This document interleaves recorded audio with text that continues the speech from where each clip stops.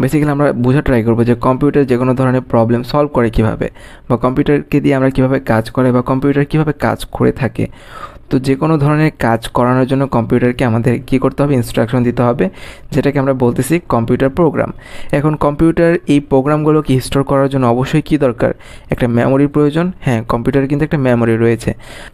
কম্পিউটারের মেমোরিতে এই প্রোগ্রামগুলো স্টোর করা থাকে এবং প্রয়োজন অনুযায়ী কম্পিউটার এই ইনস্ট্রাকশনগুলোকে ফেচ করে বা নিয়ে আসে এবং সেগুলোকে এক্সিকিউট করে। এক্সিকিউট করার মাধ্যমে স্পেসিফিক টাস্ক আমাদেরকে সলভ করে দেয়। এখন কম্পিউটার যেই কাজগুলো করে থাকে বা যত ধরনের ইনস্ট্রাকশন সে এক্সিকিউট করে থাকে, এগুলিকে আমরা মেইনলি 3টা ফাংশনে ডিভাইড করতে পারি। সেটা হচ্ছে হলো ইনপুট, প্রসেসিং অ্যান্ড আউটপুট। অর্থাৎ কম্পিউটার যতই কাজ করুক না কেন সেটাকে আমরা 3 ভাগে ভাগ করতে পারি। সেটা হচ্ছিল ইনপুট, প্রসেসিং এবং আউটপুট। এবং এটাকে কী বলা হচ্ছিল, collectively this functions constitute the data processing cycle. আপনার কোয়েশ্চেন আসতে পারে যে what is data processing cycle and what is the steps in the data processing cycle. তার মানে ডাটা প্রসেসিং সাইকেল মানে হচ্ছিল আপনার যেই ডেটাগুলো থাকে সেগুলিকে প্রসেস করার ওয়েটা কি। সেগুলিকে প্রসেস করার ওয়ে হচ্ছিল এই 3টা ফাংশন। সেটা হচ্ছিল ইনপুট নেওয়া, প্রসেসিং করা এবং সেই অনুযায়ী আউটপুট আমাদেরকে দেখানো। তো এখন আমরা একটা রিয়েল লাইফ এক্সাম্পলের মাধ্যমে বুঝবো যে কি কম্পিউটার যে কোনো ধরনের প্রবলেমকে কীভাবে সলভ করে। তো আমরা তো একটু আগে দেখলাম যে কম্পিউটার যে কোনো ধরনের প্রবলেমকে 3টা ফাংশনের মাধ্যমে সলভ করে। একটা হচ্ছে ইনপুট নেওয়া, ডেটাটাকে প্রসেস করা, যেটা ইনপুট সে নিয়েছে, এবং প্রসেসিং করার পরে সেই ডেটাটাকে আউটপুটে দেখানো।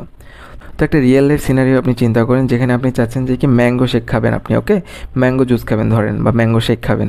এখন এই ম্যাঙ্গো শেক তৈরি করার জন্য আপনার কী কী উপাদান প্রয়োজন? অবশ্যই আপনার ম্যাঙ্গো দরকার, সুগার দরকার এবং মিল্ক দরকার। এবং আপনাকে এই জুস বানানোর জন্য বা ম্যাঙ্গো শেক বানানোর জন্য অবশ্যই কী দরকার, একটা ব্লেন্ডার দরকার। তো এটা আপনি কীভাবে করবেন? প্রথমে আপনি ম্যাঙ্গো নেবেন, সুগার নেবেন, মিল্ক নেবেন, সেটা প্রসেস করার জন্য বা জুস বানানোর জন্য আপনি কী করবেন, ব্লেন্ডারে দিবেন। ব্লেন্ডারে ব্লেন্ড করার পরে আপনার যে আউটপুটটা আসবে সেটা হচ্ছিল ম্যাঙ্গো শেক।